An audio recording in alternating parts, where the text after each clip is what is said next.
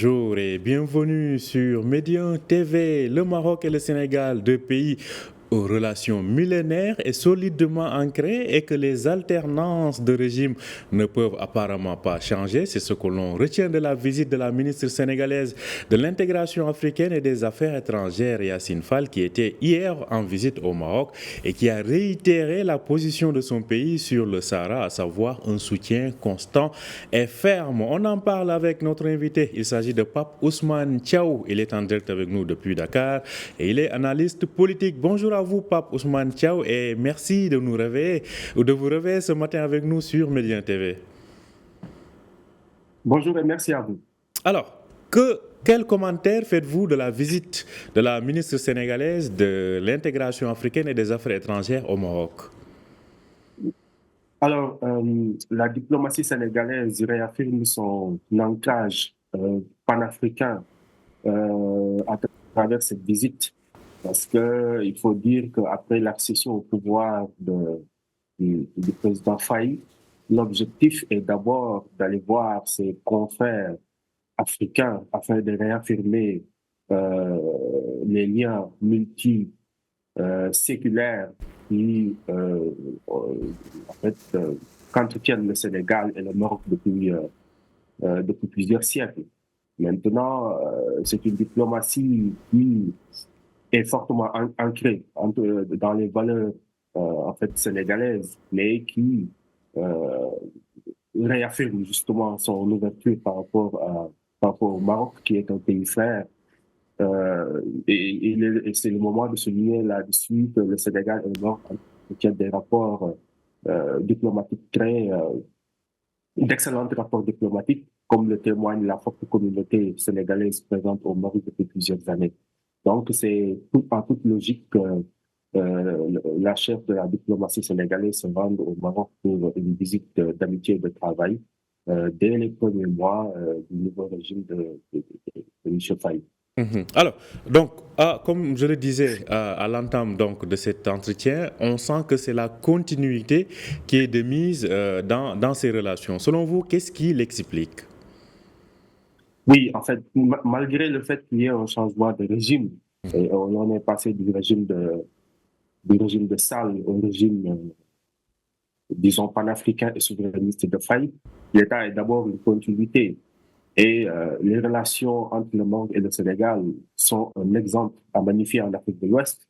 Donc, il ne se passe rien qui puisse justifier le refroidissement de ces rapports. Au contraire, au vu des échanges économiques que le Maroc et le Sénégal ont fait l'objet ces dernières années, et également au vu des relations culturelles et sur d'autres plans que entretiennent le Sénégal et le Maroc, il est tout à fait normal que cette logique, que cette dynamique continue, tout simplement parce que le Maroc est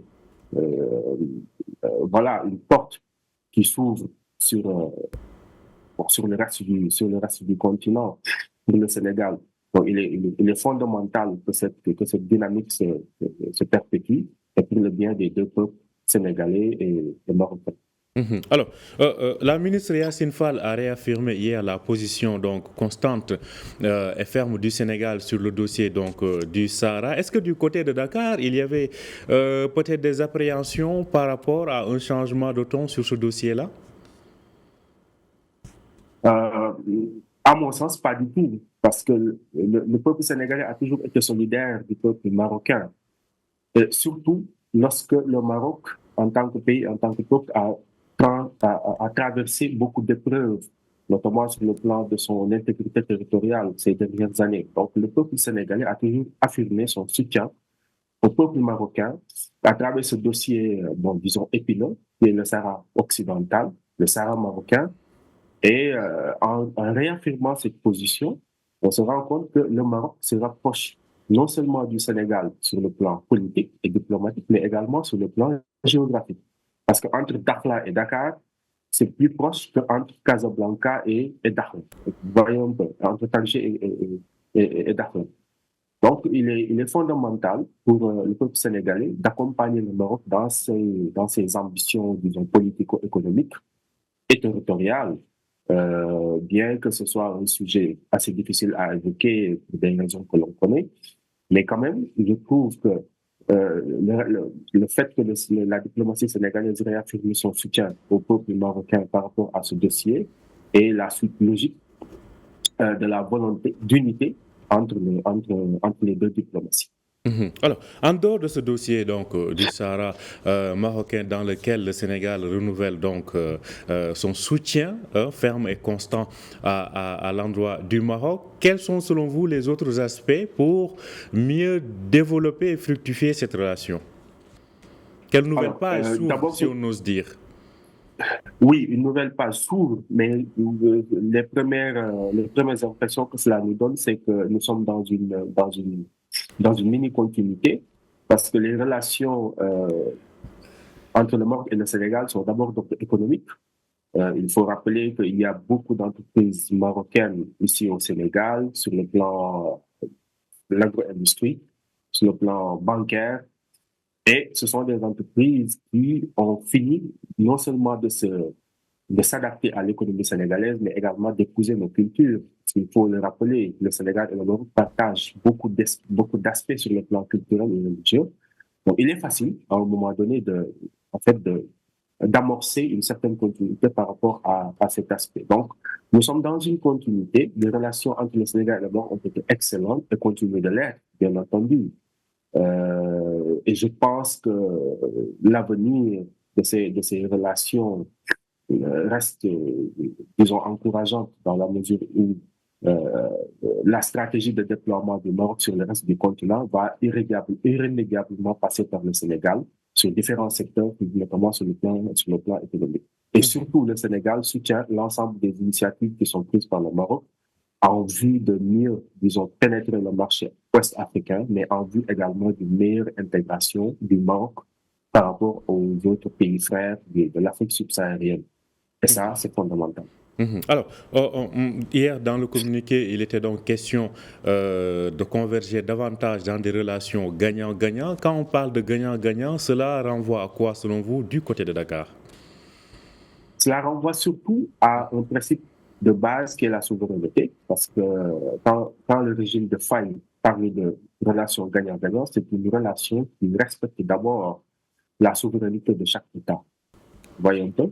Donc, la relation, que ce soit avec le Maroc ou avec tout autre pays, que ce soit en Afrique ou peut-être dans le monde occidental, l'objectif, ce sera d'avoir une relation d'abord basée sur le respect de la souveraineté, sur un partenariat économique qui, bon, gagnant-gagnant, en fait, qui prend en compte les différentes sensibilités au niveau local, mais également une relation d'entraide mutuelle. Parce que n'oublions pas que la relation entre le Sénégal et le Maroc, qui est multiséculaire, a trouvé son fondement sur sur une base, disons commerciale et d'entraide qui a toujours pu subsister depuis plusieurs siècles. Donc, il est clair que cette relation sera gagnant-gagnant, d'autant plus que les deux peuples partagent les mêmes valeurs. Deux peuples donc qui partagent les mêmes valeurs, notamment sur le plan religieux. Comment justement cet aspect cultuel constitue un ciment, un gage, une soupape de sécurité dans ces relations-là? Oui. Ici au Sénégal, on retrouve la principale confrérie. La principale confrérie actuellement au Sénégal, c'est la confrérie Tidjane, qui trouve facilement ses relais au niveau du Maroc, notamment à Fès, au niveau du mausolée de Cheikh Ahmed Tidiane. Donc, le peuple sénégalais et le peuple marocain sont naturellement connectés, notamment sur cet aspect. Et il est clair, et actuellement, depuis quelques années, il se développe un tourisme religieux du Sénégal vers le Maroc, vers cette destination que je viens d'évoquer. Il y a de plus en plus d'agences de voyage qui proposent des forfaits attrayants permettant aux Sénégalais d'aller visiter ces lieux. Et surtout, le Maroc est aujourd'hui devenu une destination privilégiée, aussi bien sur le plan économique que sur le plan culturel, parce qu'il y a beaucoup de choses à découvrir là-bas. Je fais partie de ceux qui estiment que le Sénégal a beaucoup à apprendre du Maroc, surtout sur plusieurs aspects, par rapport au management des ressources publiques, par rapport à l'aménagement du territoire, par rapport à certains aspects diplomatiques qu'il est difficile d'évoquer. Mais ce sont je considère que le Maroc et le Sénégal sont deux pays qui sont capables de simuler, mais simuler pour le bien de l'intégration africaine et pour le bien de la stabilité justement euh, au niveau de l'Afrique de l'Ouest. Alors justement, en parlant de cette stabilité au niveau de l'Afrique de l'Ouest, on sait qu'il y a de cela quelques mois, le Maroc a lancé cette initiative pour faciliter l'accès à l'Atlantique des pays du Sahel. Je fais référence notamment à des voisins du Sénégal comme le Mali ou d'autres pays ouest-africains comme le Niger et le Burkina Faso. Comment le Sénégal peut faciliter la concrétisation de cette stratégie? Alors, le Sénégal constitue un relais par rapport à cette stratégie. Et moi, je considère qu'un pays comme le Maroc a un rôle à jouer par rapport à la stabilité des pays que vous venez de citer, notamment le Mali, parce que le Mali, ces dernières années, a connu beaucoup de difficultés pour avoir accès au port avec les sanctions de la CEDEAO. Le Maroc s'est posé comme étant une alternative, disons, fiable pour le transit des marchandises et de différents biens et services en provenance du Maroc vers le Mali et d'autres pays comme le Burkina et le Niger. Maintenant, cet axe est en train de se mettre en place. Peut-être ce sera un peu au détriment du Sénégal parce que rappelons que le port de Dakar était le principal port d'approvisionnement du Mali. Mais je crois qu'il faudrait réfléchir dans une logique disons, pas de partenariat, mais de solidarité. Vous voyez, donc de solidarité ouest-africaine qui permettrait à chaque acteur de tirer son épingle du jeu. Donc le fait qu'il y ait une dynamisation des relations entre le Mali et des autres pays de l'AES et le Maroc ne veut pas forcément dire que ce sera au détriment du Sénégal. Le Sénégal, pourrait jouer un rôle de facilitateur par rapport à cette nouvelle reconfiguration disons, politico-économique qui a lieu actuellement dans la zone. Et le Sénégal, je crois que la nouvelle diplomatie sénégalaise est en train de faire les efforts nécessaires en ce sens. En tout cas, c'est à suivre. Alors, on sait que le Maroc est de retour dans l'Union africaine depuis environ 8-9 ans. Alors, aujourd'hui, du côté de Dakar, avec cette orientation panafricaine du nouveau régime à Dakar, comment le Maroc peut être un partenaire pour mieux favoriser cette intégration africaine, notamment dans le cadre de l'Union africaine, avec les nombreux chantiers en cours. Je pense à la ZLECAf, je pense à l'ensemble de ces initiatives sectorielles lancées par l'Union africaine. Alors, le retour du Maroc dans l'Union africaine, je suis tenté de reprendre les mots du roi Mohamed VI, c'est un retour à la maison. Parce que le peuple marocain est frère des autres peuples du sud-saharien.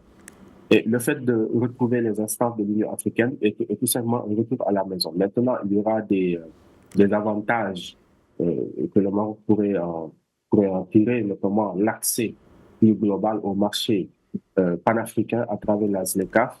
Actuellement, les mécanismes d'intégration en ce sens sont en train d'être mis en place à travers la ratification de ces dispositions qui permettraient au Maroc d'accéder à plus de marchés, notamment pour ses services, pour ses industries.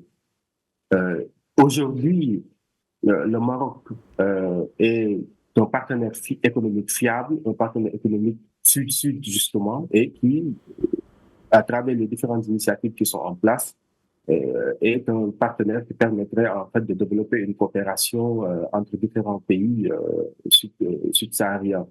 En fait, moi, je suis pour que les pays au sud du Sahara et même de l'Afrique de Nord collaborent davantage parce que le commerce intra-africain est assez faible comparé au commerce entre les pays africains et la Chine, par exemple. Donc, nous, en tant que panafricains, en tant que souverainistes, nous sommes plus pour une collaboration entre pays africains et un soutien mutuel, aussi bien sur le plan politique que diplomatique, afin d'atteindre ensemble les objectifs économiques visés. Alors, on a vu qu'aussi, on voit que le régime, actuellement, le nouveau gouvernement de Dakar est très courtisé. On a vu les visites du président du Conseil de l'Union européenne, d'autres pays même du Maghreb s'annoncent à Dakar. Comment pensez-vous, est-ce que cela, le fait que ce régime soit courtisé, in fine, aura un impact ou influencera plus ou moins certaines orientations ou certains choix par rapport à des questions, disons, de politique internationale? Alors, en fait, le fait que le régime de Bassirou Diomaye Faye soit courtisé est tout à fait normal parce que c'était déjà un nouveau régime qui vient de s'installer et qui n'a pas encore mis en place les différentes orientations sur le plan de la politique au niveau de la politique extérieure.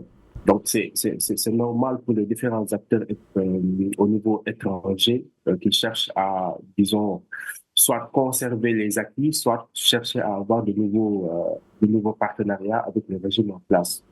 Par contre, le constat est que le régime de Faye et de Sonko est relativement prudent par rapport aux différents partenariats déjà en place, mais également par rapport aux perspectives de partenariat que ce régime pourrait avoir. Mais maintenant, c'est normal parce que le Sénégal actuellement sera bientôt un producteur de gaz et actuellement, dans peu de temps, le Sénégal également sera producteur de pétrole. Donc, ce sont des enjeux économiques non négligeables à prendre en compte, d'autant plus que le Sénégal, en tant qu'îlot de démocratie, en tant que pays qui a su préserver sa démocratie malgré les différents remous qui ont pu avoir lieu ces dernières années, est une référence en Afrique de l'Ouest. Parce que le Sénégal est situé dans une zone où la recrudescence des coups d'État ne permet pas d'avoir une certaine stabilité, aussi bien sur le plan politique qu'économique. Donc, c'est normal que ce nouveau régime, au vu de tous les espoirs qu'il porte, aussi bien au niveau du Sénégal qu'au niveau de la sous-région, de la jeunesse au niveau de la sous-région, soit courtisé, parce que tout simplement, c'est un vent nouveau qui souffle sur le Sénégal et un vent nouveau qui souffle en Afrique de l'Ouest. Et justement, le Maroc, à travers les excellentes relations diplomatiques qu'il entretient avec le Sénégal, pourrait justement tirer parti de cet état de fait. Donc, il ne reste que le fait de concrétiser cela, et c'est l'objet de la visite du ministre des Affaires étrangères sénégalais au Maroc. Yassine Fall, donc, qui était hier au Maroc. Merci à vous, Pape Ousmane Thiaw. Je rappelle que vous nous parliez depuis Dakar. Vous êtes analyste politique. Donc, merci pour vos éclairages sur cette confirmation des liens et séculaires qui existent entre le Maroc et le Sénégal. Merci d'avoir accepté notre invitation. Merci à vous aussi de nous avoir suivis. Je rappelle que vous pouvez retrouver cet entretien sur notre site www.medianews.com. Bonne journée, bonne suite de programme sur Médien TV.